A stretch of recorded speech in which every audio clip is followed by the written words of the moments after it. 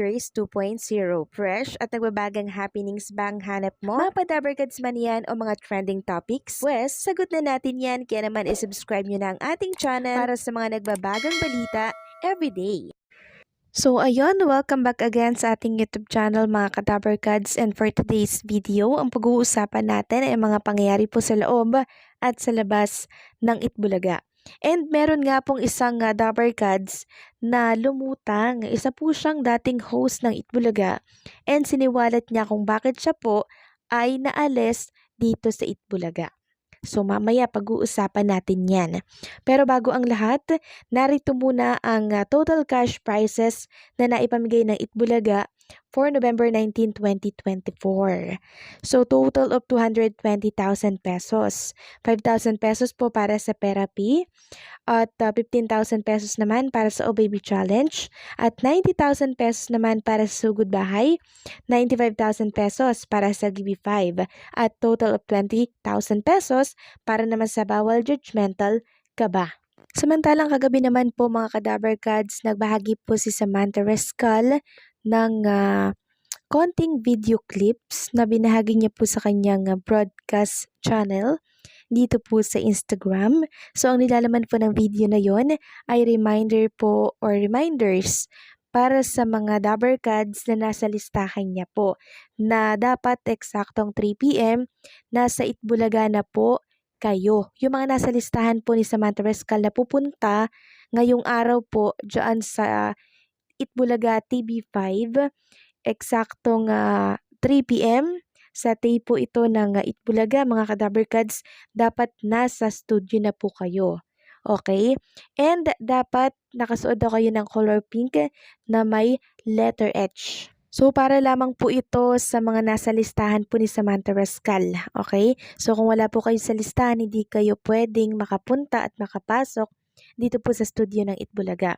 At kung gusto nyo daw pong magpunta sa TV5 sa Itbulaga, pwede nyo daw pong i-message si Sam kung kailan kayo pupunta para sabihin niya po sa loob na kayo ay pupunta. Okay? Basta kailangan po ng pangalan po ninyo. Then, i-message nyo po itong si Samantha Rescal.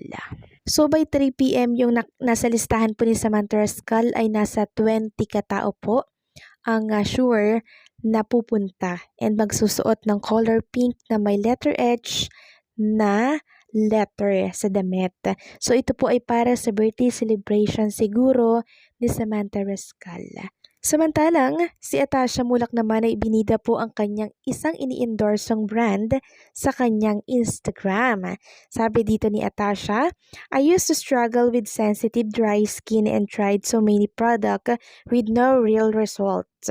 Then, I learned that sensitive skin often needs ceramides to keep the skin barrier healthy.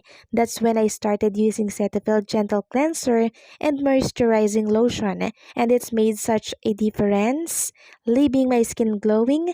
Their gentle formula helps boost my skin's 15 essential ceramides, keeping it hydrated and healthy. I use them every morning and at night, and my skin has never felt better. So, sa mga hindi pa po nakakatry ng Cetaphil na brand, nako mga Kadabarkads, maganda po yan. Yan po ang isa sa mga gamit ko sa aking face, lalo na po yung exfoliating na panghilamos. Maganda yan mga Kadabarkads. 500 ata yung isang ganyan kung hindi ako nagkakamali. Pero itong hawak ni Atasha, iba yung price niyan. Yung tinutukoy ko po ay yung panghilamos na nagkakahalaga ng 500 plus. Samantalang magdako na po tayo sa main topic natin tungkol sa isang dating host ng Itbulaga na meron pong siniwalat kung bakit siya daw ay nawala dito po sa Itbulaga. Sabi dito, ang tinutukoy natin na isang host ng Itbulaga dati ay walang iba kundi si Diana Meneses. Diana Meneses po, okay? Sabi dito, very promising ang career ni Diana Meneses nang naging co-host siya ng top rating ng time show na Itbulaga noong 2007 hanggang 2012. Katunayan, malaki ang pasasalamat niya sa nasabing show dahil dito siya nang nabigyan ng pagkakataon na makilala daw sa publiko. Gayunpaman, nagkaroon daw siya ng falling out sa isang ehekutibo na hindi niya pinangalanan kaya napilitan daw siyang mag-resign sa nabanggit na programa noong nasa GMA 7 pa ito. Naakusahan daw kasi siya noong nag-a-attitude nang i-request niya na ang mga ginagawa niya or dance performances ay dapat na i-rehearse at hindi iprompto. Mula raw noon, inakala raw ng mga taga-produksyon na nagpapadiba siya hanggang na-feel na lang daw niya na nababawasan na palang exposure niya sa nasabing show. Minsan daw ay nandoon lang siya sa programa pero minimal umano ang kanyang participation. Feeling daw niya ay naitsapwera na siya kaya naisip niyang magpaalam na sa show.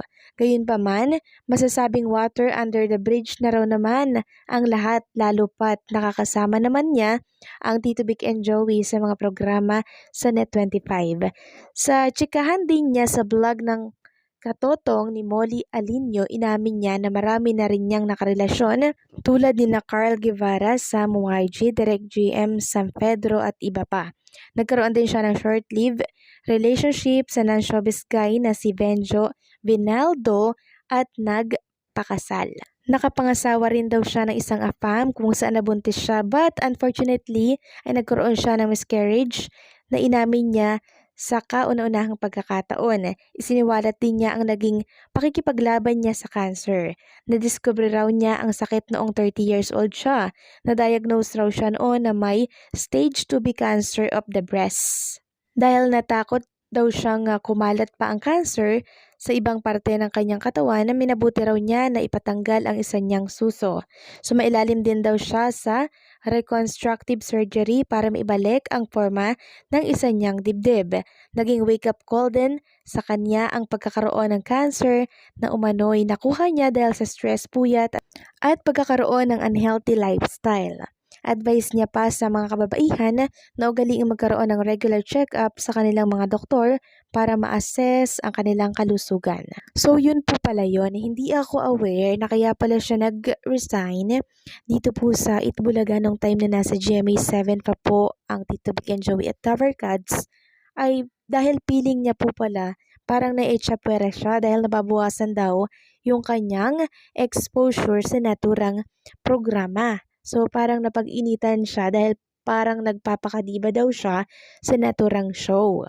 So sino kaya yung isang ehekutibo na tinutukoy niya, sumataas ito sa naturang produksyon na kung saan ay nagkaroon daw ng polling out. So sino kaya ito, no? Nakaka-curious lang mga Cadaver Gods. Meron po ba kayong idea or meron ba kayong alam sa naging issue nitong si Diana Meneses sa Itbulaga nung time na nasa GMA 7 pa sila? So bawal palang magmando-mando sa loob, no?